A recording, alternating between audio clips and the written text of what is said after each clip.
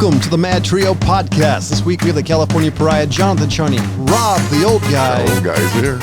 And Ryan, who the fuck is that? Preston. And we got dead air. So welcome to the Madtrio. Wow. That's quiet. So this one's a shout out from my mom. 25 years later, David Lynch's Lost Highway remains an unappreciated and nightmarish neo-noir Has it gem. really been 25 years? Yes. Oh my goodness. My mom has been bitching about this movie for actually. 25 years. It's hard to believe. Well, it's because we went into the wrong movie theater, sat down and went, what the fuck is this? Oh man! Yeah, You're not prepared for a David Lynch movie. I mean, you got to go in primed for that kind of thing, man. Oh, David I Lynch tell is ya. rightly considered among the most impenetrable, Impenetrable. bizarre Well, whatever, and allegoric filmmakers of his generation. However, there's always a resolute, singular sense of authorship, and they used every big. Yeah. I can't read, but No, you can read, you just can't pronounce I'm it. having I'm having issues. I have those but days too. I just a shout out for my mom because she's anytime you bring up what's the worst movie you've ever seen, Lost Highway, Yeah. and inevitably somebody will shout out, it's like that's a good movie, and then shenanigans happen. Shenanigans, yes. Oh, if you guys just another interesting tidbit, if you guys want to see Sylvester Stallone, his wife, and two of his daughters on a podcast, it's super interesting to see his family dynamic. Really? Yeah, just because you don't, like, for a long time, some of these celebrities, like especially him, you didn't really hear much about him. He was smart. He kept his shenanigans to himself, and his two daughters have a podcast called Unwaxed. And yeah, but it's actually a really cool podcast, getting to know him on a different level, because he's a goofy motherfucker. And it's, you don't expect that from his roles. The guy's a lot smarter than everybody ever gave him credit for. I mean, he really is. And he realizes the way he comes across.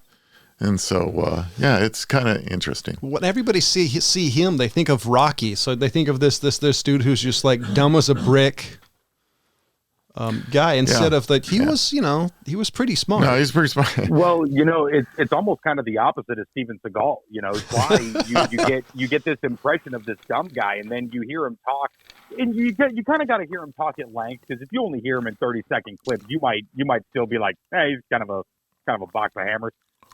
but no, you hear him talking for any more than a few minutes at a time, and not just some soundbite. He's a real smart dude. Yeah. And he knows exactly what he's doing. He's a marketing genius. Well, absolutely.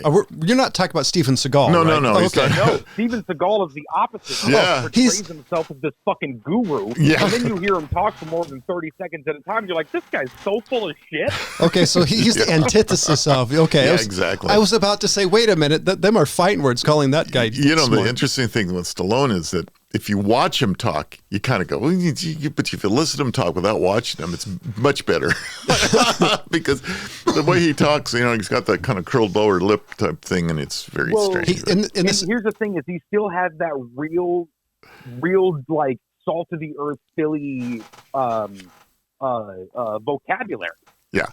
So he does a lot of little grammatical things that are very much cultural. I'm not going to flip him shit for making grammatical errors on something like that. But you almost got to get past that to hear really like the content of what he's saying, and you're like, oh, this guy really knows his shit. Yeah. In this interview, he calls himself a Guido, which made me laugh pretty good. He's like, I am a Guido.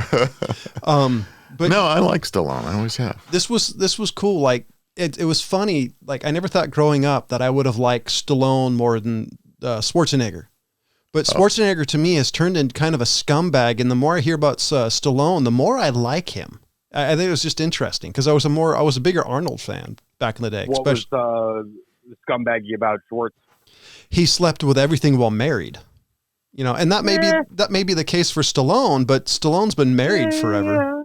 Yeah, I have issues with that. If if you're married, that's your puritanical upbringing. Yeah, I'm not gonna. I don't know. Look, he's not.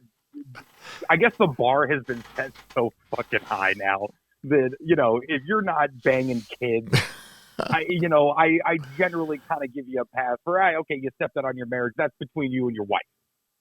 Well, see, the thing about Schwarzenegger that made it scumbag is it wasn't the fact he was hating, he was having coitus with a rat in some sort of fancy hotel. He was having coitus in his marriage bed with a maid. I was surprised the first time you said coitus, and then you doubled down. You didn't. Wow, you didn't even challenge the word rat either. Yeah, the rat wasn't the party. No, yeah. It was So guess who is going to lead the Fallout TV series? The Fallout based on the video game Fallout. Oh, here you guys go again. You're leaving me out.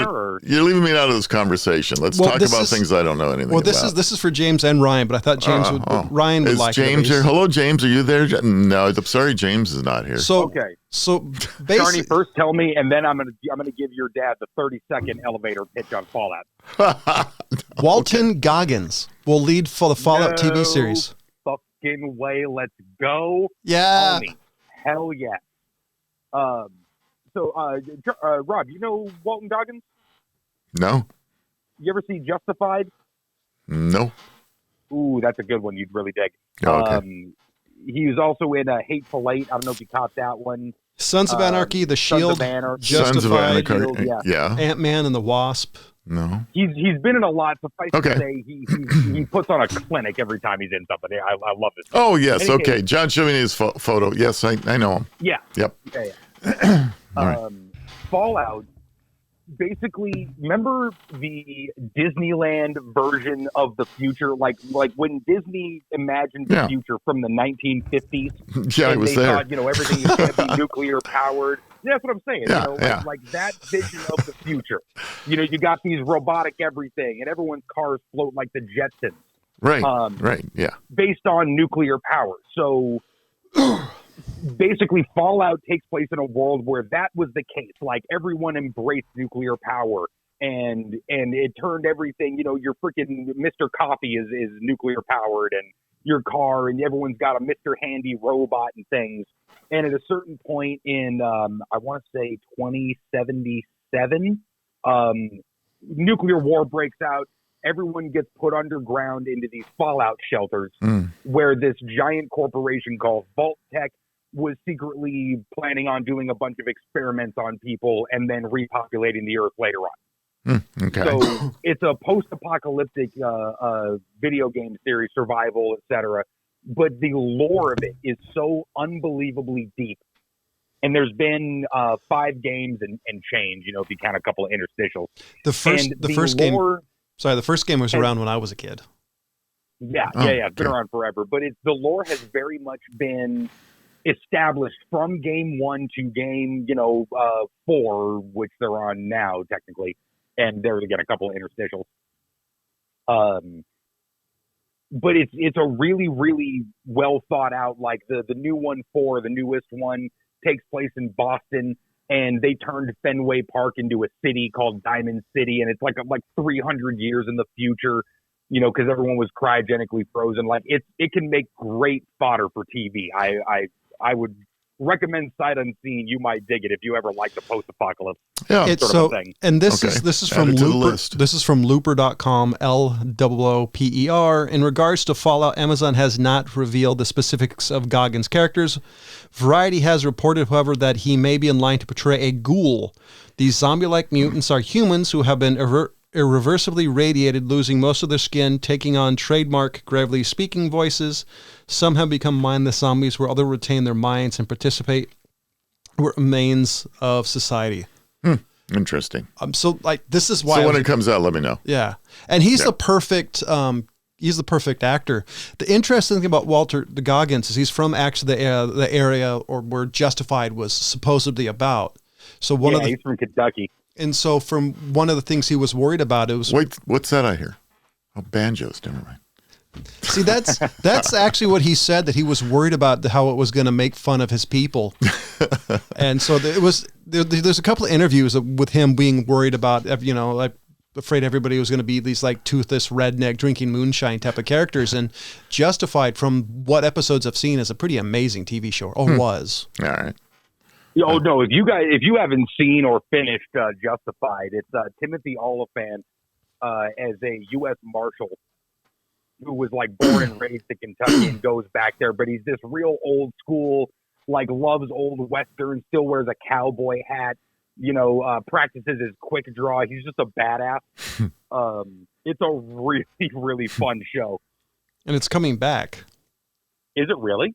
Yeah, allegedly. No way. That's what I've heard. That would be crazy. I mean, I'll watch Timothy Olyphant and anything, except Hitman. He basically ruined that movie. That's funny. So have you, which can of worms do I want to open up this time?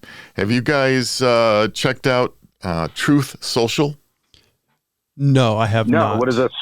So that's former President Donald Trump's free speech social media platform. Oh, that one. Yeah, I heard he was like beta testing it essentially. So it was set to launch today. So today it went live and it crashed. Right off. Well, that's not surprising. I mean, it could only handle so many people logging on at once, I guess. I don't know. But, yeah. And that happens a lot with something like that. Anytime some new Xbox shit goes live, it whatever. Takes everything down with it. You know what surprises me though? Because so many people are sick of the censorship that all these platforms having, whether you're talking about Facebook, Twitter, or even Spotify. You think they would have bought a couple extra servers or figured out how to at least make it work to some degree, because it would have at least made a good open forum, considering how there's a ton of people who are sick of the rhetoric of that side. Not going on and trying to log into it.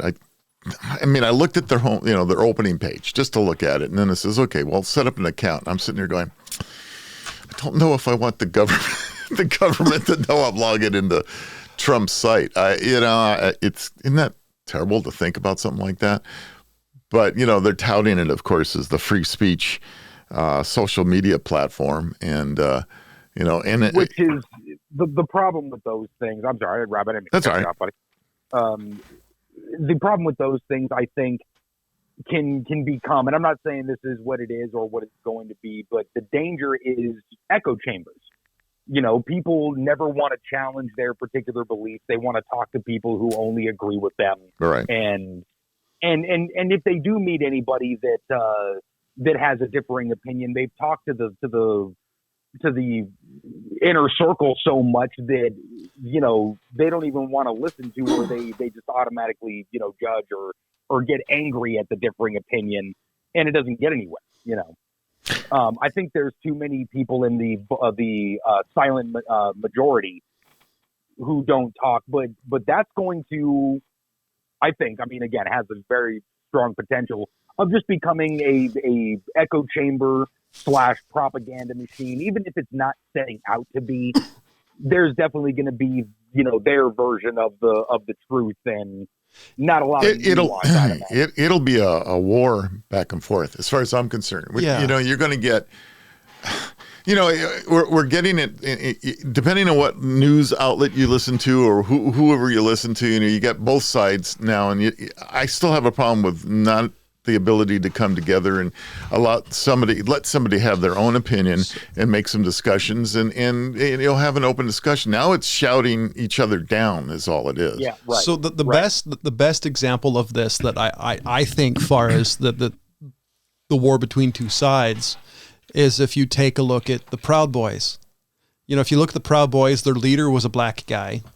And the media said, oh, they're all racist. Or if you take a look at Joe Rogan, who is, if you look at everything he stands for in his podcasts, is really liberal. And now everybody calls him right wing.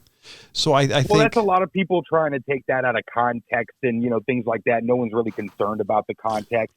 Well, what happened is that people didn't listen to his show. It was coming out, and the people were labeling him as ultra right wing or thing. They didn't listen to his show. They had no idea what it was about, and they're just parroting something that somebody else said, and it's kept going and going and going. The reason I brought up, look, there has been some actual well thought out arguments. The best I had heard was you might not have started out wanting to be responsible for the things that go on in your podcast. Yes, you're a comedian. I get you're just talking shit. You're not an expert. You've never given medical advice to anybody. But, Joe has always been a fan of like the underdog idea, so some might even be considered fringe, and he might even consider it fringe, but he finds it interesting enough to want to have the guy on. And that guy might, as far as the consensus scientific community, just as an example, might think this guy is more of a crackpot than just fringe belief, than the unpopular belief. Like, hold on a second, we know this guy you're talking to, and he's a full-on nutball. And so it may be having a little bit of responsibility on the type of people that, or the experts or whatever that you have on, might be something you want to pay attention to. The thing that I think is interesting, I wanted to go back to the earlier part of it, but the thing I found interesting about Joe Rogan and COVID is I don't know the percentage, but a good deal of the stuff he said about COVID turned out to be true. Like, masks are useless and you do this. And so he started pointing out, and he pointed out in the show, and he's like, some of the stuff that we said in the show is now accepted. He said this in one of his apology videos. I thought was interesting. And then we'll say one of the reasons I brought up the Proud Boys, because I think it's the most interesting case of what somebody says they are and what everybody else perceives them to be. It's super interesting if you follow. So a number of organizations can be usurped by some group. The Oath Keepers were the same thing. They started out as people just saying, hey, I'm for the Constitution, and I'm for United States, and I believe in keeping the oath and all this. And then it's been usurped by all these other extreme groups that take over for it, and it's unfortunate. And I just think it's interesting, like how that happens in the media portrayal. Joe Rogan, I think, is the best one, because if you actually pay attention, like he even said on one of his podcasts, like, I'm probably going to vote for Bernie. Yeah, I mean, saw that. No Republican, no conservative would ever say that. Yeah. I think the current outrage over Rogan is very much over COVID. I mean, I think on the heels of that, people might, there are a lot of people who have a good argument about what he has said and what he has platformed against COVID. Okay. Entirely going against what the actual established science is. Fair enough. I think there's a lot of people who hear that and associate it with a right-wing ideology, and they just kind of put two and two together on that. Yeah. Even though it's one doesn't cause the other. Yeah, But anyway, so we started out this conversation not talking about Joe Rogan, but talking about Trump's thing called Truth Social. Right. There were a couple other platforms that didn't do well. What was it? It was Parler and Getter, I think is right? I'm on both. Yeah. And they're super confusing. I think they're poorly laid out and there's nobody there. And the other thing is they're super I know the conservative opinion, so I'm not really interested in getting that. However, Twitter is like communist land. So they're both awful platforms. I mean, Twitter, if you're going to talk about just simply the UX, Twitter and Facebook are very well laid out and easy to use. So, yeah, that's on a usable thing. I'm talking about more on a social level situation. I think what's happened with some of them is they just got so slammed, back again. You can't have the voice and state your opinion and let it just be that. No, if your XYZ opinion is against whatever ABC's opinion is, we're going to go ahead and jam you full of Trojans and ads and all the bad stuff. Right? And that's left and right and those things, and both sides can get equally militant. And nobody would be doing this if people could trust the media. If they didn't feel like their particular side of the media. And I know just as many left-wing people as I do right-wing people who hate CNN, Fox, whatever we're talking about, because they can taste the spin immediately. Like, oh, this has an agenda. Mm-hmm. And part of it, and I know I've fucking jumped on this soapbox before, but they're watching opinion shows. Don Lemon, Tucker Carlson, these people are opinion shows. They're op-eds. Right. They're not news. It's not Walter Cronkite with the evening news. Here's what's going on in the world. This is what's happening, and this is why you should be angry. Do you know when my turning point in realizing the news was starting to get really fucked up when I started agreeing with Bill Maher? Right. That to me, because I actually like Bill Maher as a comedian. I don't agree with his politics, and all of a sudden I start agreeing with him. It's like, things have gotten so far that somebody who I'm diametrically opposed to politically, we're like at the same page. That to me was like, but you know holy what? shit. You know what though? Like you guys definitely line up on free speech. Oh, 100%. You know, and all of that, and all of that entails, and what this country represents, and the foundations and the ideals, and you know the strive of the perfect union, right? But he's willing to have a nuanced discussion, And you can't have with that. somebody who he disagrees with, Right. and it's a rare thing. So I love Ben Shapiro for that reason. You know, I mean I think he's kind of all over the damn place as far as when I agree with him and when I don't. But he's willing to have a nuanced conversation, and he's willing to accept new information and incorporate.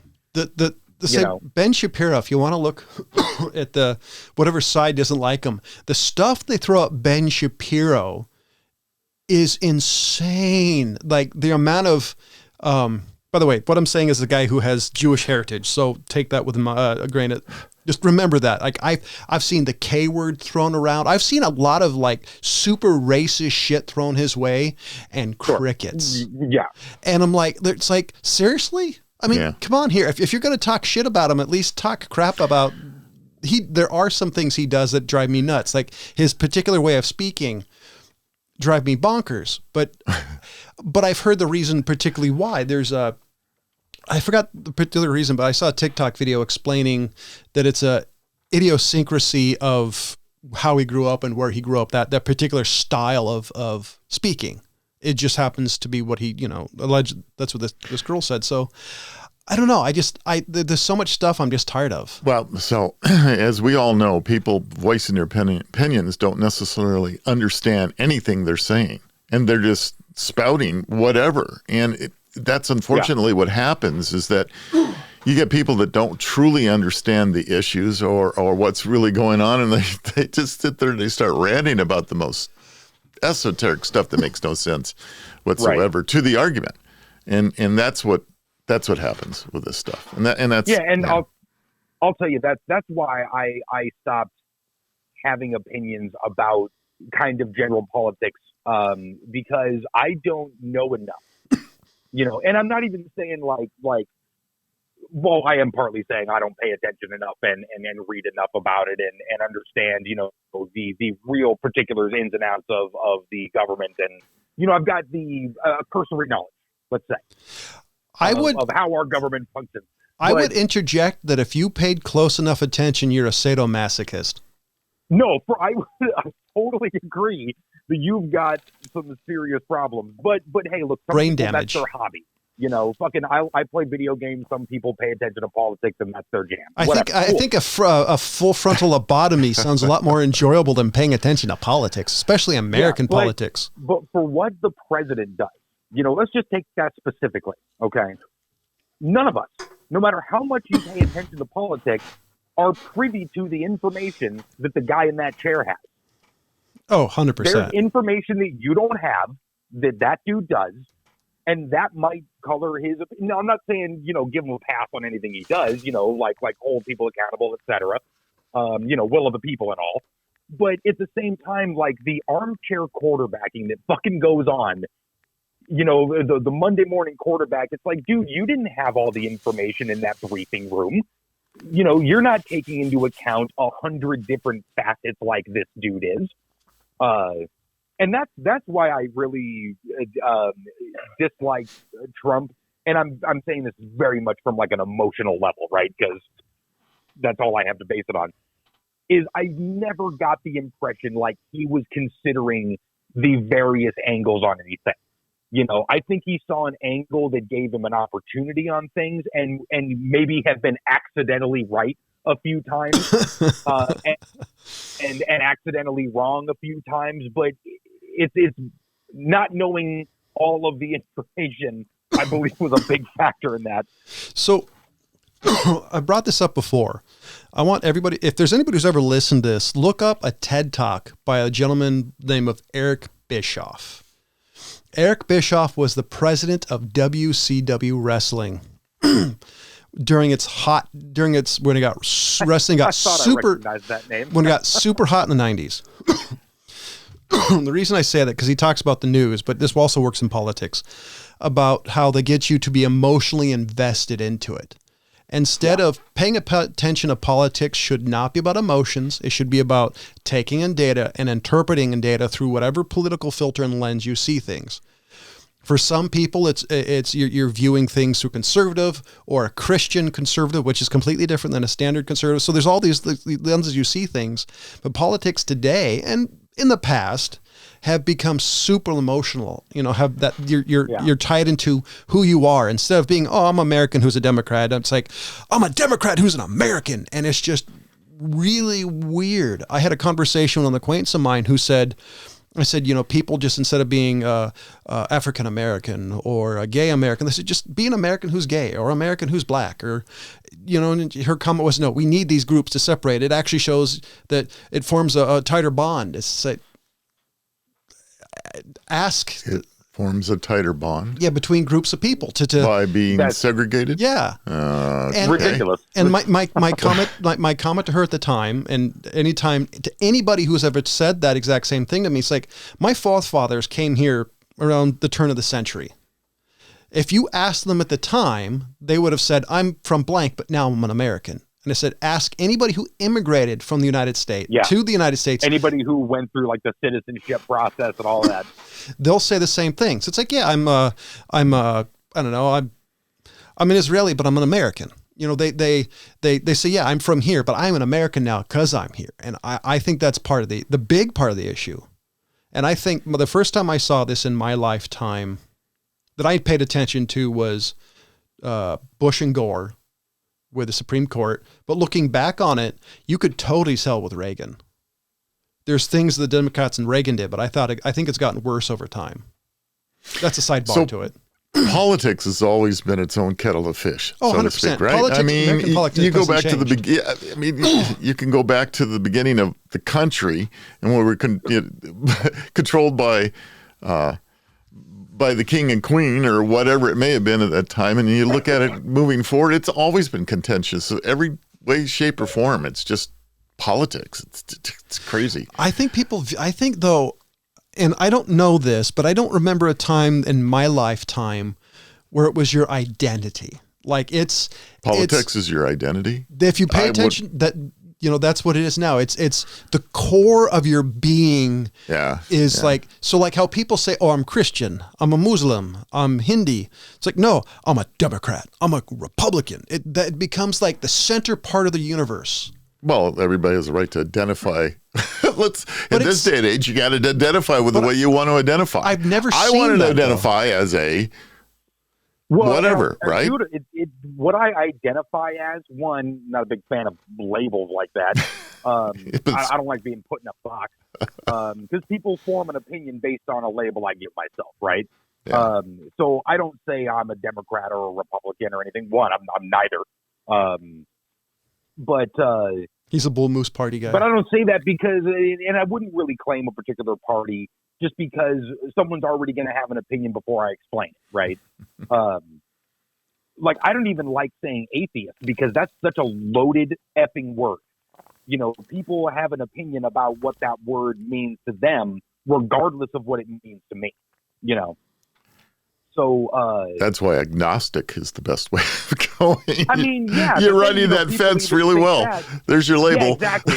That's what people think about that one as well. Like, you fence riding piece of shit. Yeah, exactly. Pick a side, you exactly. Pussy. Yeah. But back in the day, and I don't remember exactly when this was.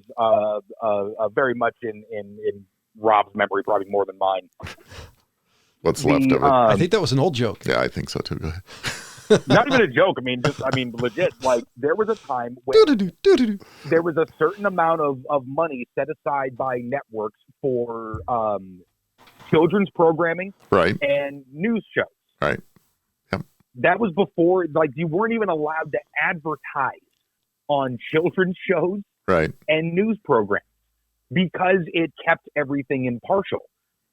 Now everything is being sold, like John was saying, for the sake of getting people emotionally involved so I can sell you Colgate, or the new Ford. Burma Shave. Or, pimp whatever show's coming on NBC that afternoon or streaming on their web service, because everyone's got one of those now. Yeah. But everything is become, when you allow them to advertise, the whole point of the show becomes we put out shows that people want to watch, that people are going to be engaged with, so they stick around for the commercials.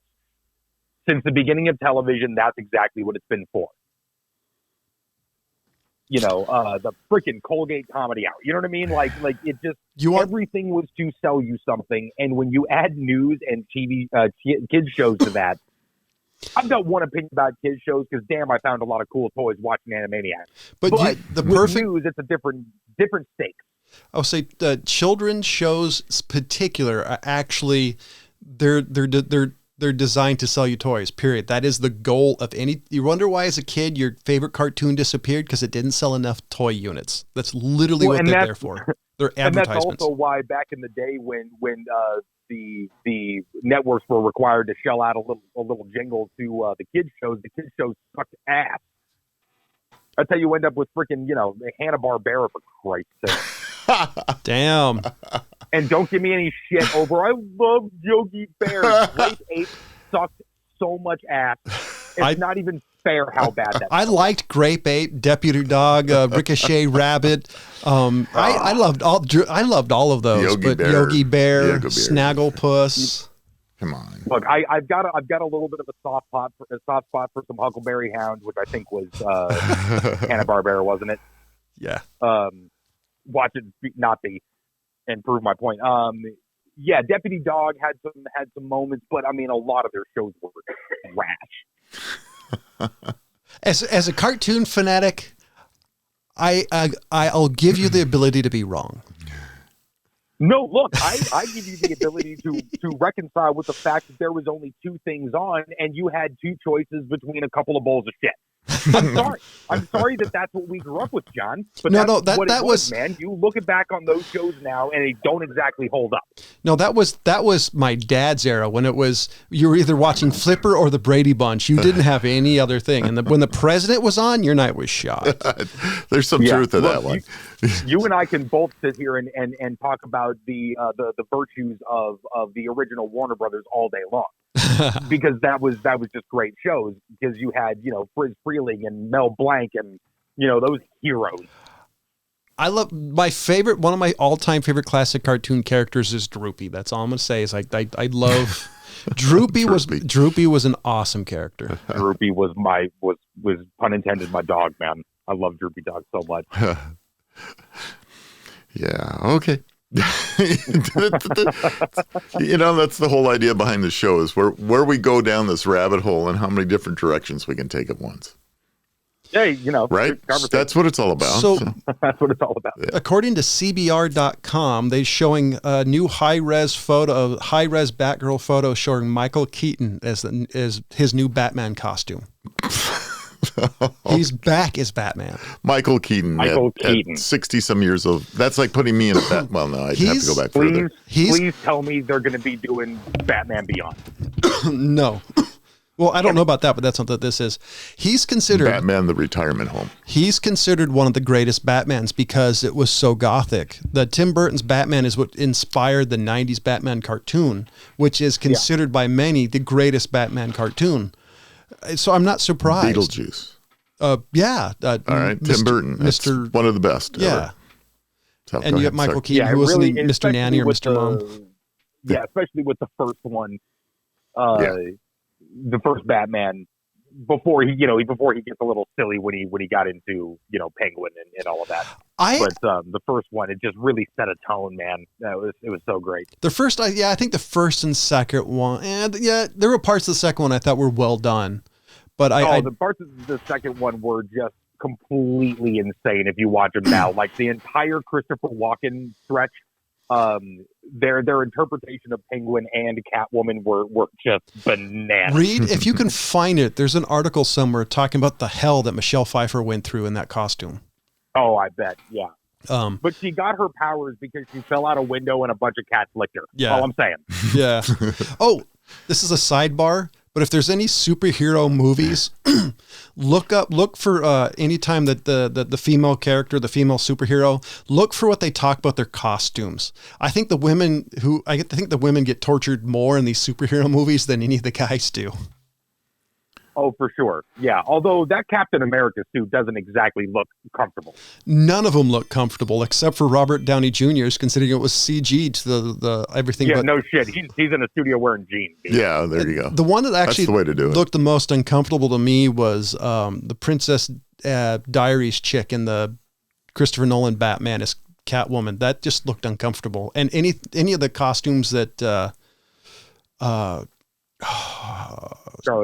Scarlett Johansson's been in any of the Marvels movies look super uncomfortable. Yeah. I don't know. Sure. I think hers looked pretty stretchy to me.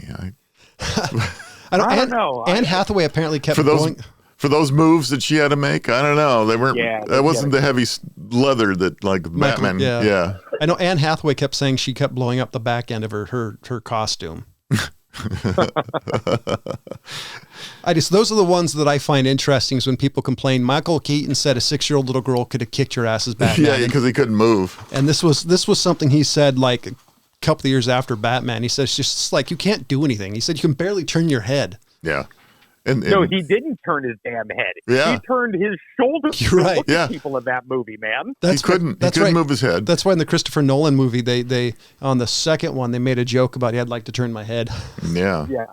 Between that and then, he refused to drink anything because he didn't want to have to go to the bathroom. It took 2 hours to get him back into it. No so, shit. And that's one of the things I appreciated the most about Christopher Nolan's even though I mean there's better interpretations, but it was the first person to look at it like what would this function like, as opposed to okay, yeah, I get what it looks like, but what does it actually function like, and the overlapping weave and even just the way they explained it, like oh you got this Kevlar weave and stuff like that. You're like oh okay, yeah, that's functional. And looks like he wants it to look. Yeah. So talk about looks like fun, looks like how you want to look. Why don't we check out our sponsor? Sorry, Audacity. That was a bad transition. Today's show is brought to you by Audacity. The game word dignity is overrated. Go to ODDASSITY.com. That's ODDASSITY.com. Pick up a card game from this website or selected stores. That's Audacity, the unforgettable party game for mischievous people. And since this is Rob's story, he's up next. Is this a listicle or? Well, this is for our sponsor, the main sponsor lady herself. Melanie, this is for you. Yeah, this is for. I'm going to apologize in advance, Melanie. I didn't have time to do a whole lot of research, so I came up with one that I thought was. I'm trying to figure out if they were serious about this or not, but it said 10 things that dogs can smell that humans can't. All right. If you go into Walmart, meth. Yeah, I guess. So, a typical dog's nose contains about 300 million olfactory receptors compared to, like 6 of ours, something like that. No, more than that. But I mean, the point is about 50 times stronger than ours, right? So there's some obvious stuff. And then not so obvious stuff. But if we start out with some of the current theme stuff, they're saying that they're training dogs to be able to smell COVID. Yeah. Okay. So with that said, now you don't have to go out and just get your trained COVID sniffing dog, and it'll tell you if you have it or not. Right? I wonder what COVID smells like. Haven't gotten a dog to be able to actually put that verbally so that I could really understand it yet. But I'm sure he would tell you what it, or she would tell you what it smells like. I doubt you could get your dog to sniff COVID. Which one? The furry one. Oh, all right. Yeah. Because the one dog could probably sniff it and give you a sentence as to what it smells like. But the other one, not so much. Doesn't know what direction she's going in. Yeah. Well, we know that, dogs can decipher between people. And this was 10 things, right? So that was 10 or 10, number 9, people. They can tell the difference between people. Sometimes I can smell the difference between people, too. So I'm not sure that's a great thing to talk about. You might comment about Walmart. Yeah. But, they've trained dogs on cancer. So dogs can actually smell. Oh, yeah. I read about that one. Early stages of cancer, specifically lung and breast cancer. Then they've trained numerous dogs to do that, but also including lung cancer, bladder cancer, prostate cancer, and other things. So I'm not sure I want the dog to get that close to me to smell the prostate cancer, but that's all right. It's got to be better than that. That's the snap and the. Yeah, I guess. I don't know. As one comedian said, you can't remove it with SOS and a SOS and lava soap. And I'll keep moving along here. I wonder, Melanie. I wonder if she has a dog, because I know she has a cat. Oh, well, cats can't do that. They're not as good as dogs, but dogs can tell if somebody's pregnant. So dogs can smell pregnancy. Well, that makes sense. It's a hormone change. It's a hormonal thing. Exactly. And along with that, also emotions. They can actually smell the difference in emotions. That's why I've known people that have broken down absolutely crying and hysterically crying, and the dogs come over and try to help them out, and because they can feel that emotion or smell it. Then there's useful things like bed bugs. Dogs can smell bed bugs. Yeah. So. You know what a cat would do when it came to your emotions? It'd be upset with you for not feeding it. Yeah. Like or cleaning its cat box. Yeah. Or it would lick its own ass looking at you. This is what I think about you. This is the one I couldn't really understand. They say they can smell heat. What? Yeah, I guess they're sensitive enough to be able to smell the difference in minute changes in temperature. How they figured that one out, I don't know. But I mean, I think we just evolved better in that way. I don't need my damn nose to figure out it got a little hotter. I don't know. I know some people have a problem with law enforcement, do the same thing, but I guess it's a different type of heat. Yeah, they're totally different. And then, we've all heard of dogs going a little bit crazy pre-earthquakes, right? So natural disasters, that they're able to sense it. Now, smell it, yeah, maybe there's different smells that ooze from the earth prior to an earthquake. I mean, we don't know, but they're claiming that they can. I never assumed that was smell. Yeah, I didn't either. But apparently they're saying that it's quite possible that there are changes in gases and things that emanate from earthquakes. I was wondering if it was to do with like the barometric pressure or something like that. Like, that's what I was thinking. Yeah, something like that. Some frequency they hear, from the low Earth rumble when it's still deep in the ground before it hits the surface, kind of thing. I don't know. Well, see, I was thinking like after it rains, you have that that rain smell. Maybe it was something like that. There's something like the barometric pressure and all these things release. Maybe so. Yeah, I don't know. I mean, I assumed like you guys did that it was something other than smell, but they're saying it's actually smell. We know dogs can detect drugs. Oh, sorry, Ryan. And then the last I'm one. in California. I'm good. There you go. He's now of legal age. Yeah. And then the final on the list, of course, is diabetes. They can also tell if you have diabetes or not. Interesting thing is I've recently heard, and I didn't know this is a thing, they have diabetes test companion dogs. If your blood sugar goes too low, it'll bop you on the leg. I didn't know they did that. Try to get. There was an article not too long ago where somebody had gone into a diabetic coma, and the dog was trying to warn their owner. It was one of the ways they realized the dogs were able to detect diabetes. And this went back a number of years ago, but the dog apparently was letting its owner know that you've got something going on. You got to do something about it. It turned out to be because he was diabetic. So that's kind of interesting. So that's the 10 things that dogs can smell that humans can't. So I did want to bring up something towards the latter end of the show, because I thought, personally, I think it deserved to be towards the end. I got one more thing then. Oh, cool. And this is going to be short just because I think it deserved to the end, just because how special this guy was to me in my life as a movie guy. Ivan Reitman, acclaimed Canadian producer and director of Ghostbusters, died at 75. I'm sad at that. There's been a lot of deaths that really made me... My friend Brian worked with him. No. Mm-hmm. Oh, that's awesome. Matter of fact, when he passed away, Brian's wife happened to mention that just about a month ago, Brian had actually worked with him on whatever project with him. My friend Brian works at Sony Studios, and it's one of the upper executives. I'm not going to go there, but anyway, just have to tell John that, hey, we have a connection. That's awesome. Yeah. I was bummed at hearing this, because Ghostbusters, at least the first one, was a real important part of my childhood.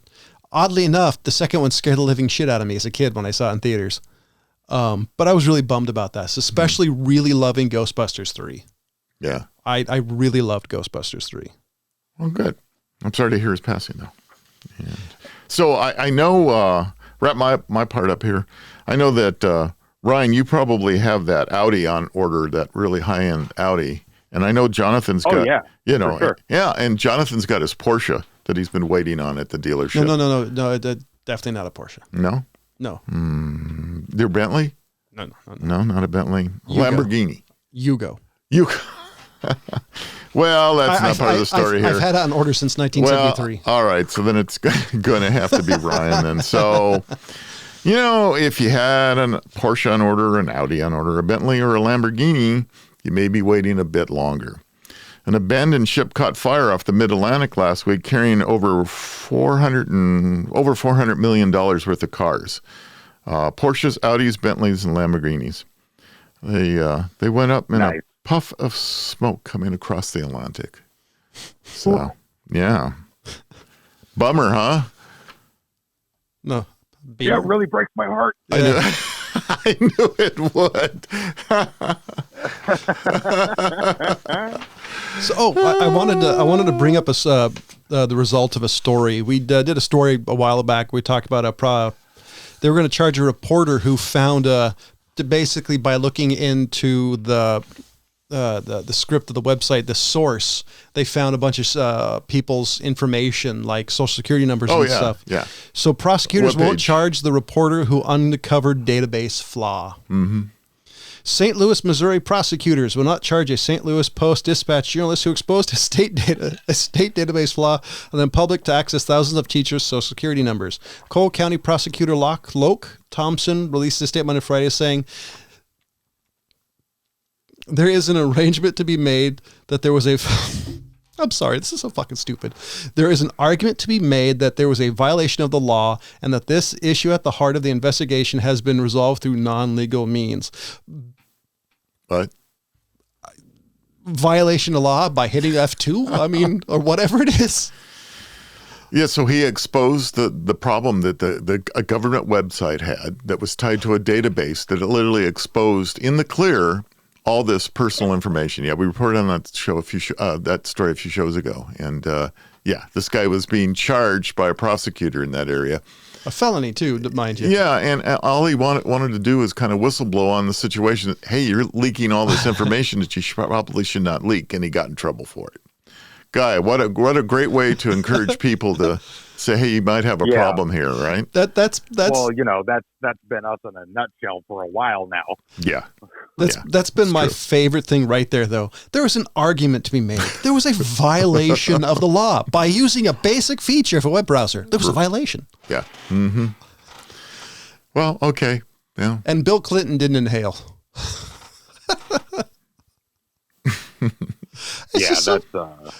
It's so stupid. Yeah, I mean, it just really, really disincentivizes. Boy, you got that right. What, man, that's the thing, though, is that I would hope that whoever comes across some shit, I mean, damn, I don't know if I'd be, willing to be that heroic, like, does that really have to be the hill you're willing to die on, man? Mm-hmm. There's that. Like that. And hopefully there's those people out there, I mean, like I like to think that anybody in their shoes would do the same. Like, hey, this is bad. Well, for people. Not only that, this is a reporter, and reporters are given certain liberties to do things like this. And he was doing his job as a reporter, exposing this. Right. And then they go, just think all these other reporters going, oh, great, just what I want. I want to expose this stuff, but now I'm afraid I'm going to be prosecuted. And there's laws protecting them. Absolutely, there are. So, it's a little bit of, it goes really deep when you start thinking about that kind of thing, that a situation like this goes for a reporter exposing stuff that's part of his job and what he's protected from doing, and now he's going to be prosecuted for it. Shades of... It's pretty nutty. Yeah. So how old do you think Meet the Press is? So that probably goes since the beginning 50s, early 50s? Meet the Press is 70 years old. Okay.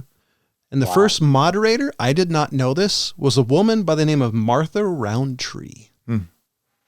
I thought that was super interesting that there was a woman who was the first moderator of that show. You know, it's sad to say that I have not listened, watched, whatever it may be for Meet the Press in a very, very long time. Since that one guy died, I've heard nobody likes it. I forgot his name, but it was the guy who did it for a long time. It was such a long time ago that his name escapes me. But, you know, it's like Face the Nation, same thing. I mean, most of these... It starts right back to the argument we had, the discussion we had right in the very beginning of the whole show. It just seems like we can't have civil discussions. Makes you almost not want to watch or listen to anything. Yeah, it's the first time in my life I've actually voted. I've actually wanted 4chan to go have fun. Because it can't. If nobody out there knows 4chan, it's basically a board, an old school message board where people communicate. That's where that joke about the OK symbol being white pride. That's actually where that came from. Some of these guys there are really good at trolling legitimate news sources. Yeah, they might be the best when it comes down to it. I mean, they got that OK hand gesture to be racist. I mean, that's amazing. I mean, for me going back, I mean, that was what you did as a kid. You went, okay, we're good with it. You know, now you can't do that because it's being racist. It's come on. The hang loose thing is the devil's horn, right? You can't do that. I thought doesn't hang loose like, was it? Hang loose is pinky and thumb. Right. Oh, okay. So it's the index and pinky is in fact devil horn. Devil horns. Which is ironic because it was made by a Jewish guy, Ronnie James Dio. Dio, was he the one who invented the devil horn? That's who I've heard it attributed to. Somehow I bet it was a caveman with a spear. It's a Jewish thing. Yeah, I think it goes way back further than that, but I hear you. The thing I heard it was a Jewish thing his grandmother did. It's been such a long time since I've seen an interview. By the way, you guys don't know who Ronnie James Dio is. Take a look. He was an amazing singer. Let's see. Random bit of trivia that's always fun. Pufferfish release toxins when they puff up. That is meant to impair the attacker so they can safely escape. Ironically, this doesn't work on dolphins in the same way. It actually gets them high, so they purposely inflate them and pass them around to their dolphin friends for fun. I read that story last week, and my wife and I both got an absolute kick off of that. You know, you see the dolphins playing with the pufferfish. They're not just playing with it; they're getting stoned off the dang thing. And that's where the term puff pass came from. Okay. Oh no. Hey, come on. I've been holding that in forever. There's no comment, Ryan? What's that? He's busy puffy. No, I was trying to remember what forum board was the first two rules of the internet. It was a 4chan thing, and it's going to drive me goddamn crazy. Oh. I've been distracting myself. I was hoping your reaction to my puffer fish and dolphin joke, but I guess you didn't hear it. I like both of those. Yeah. Fish mammals. /B/ I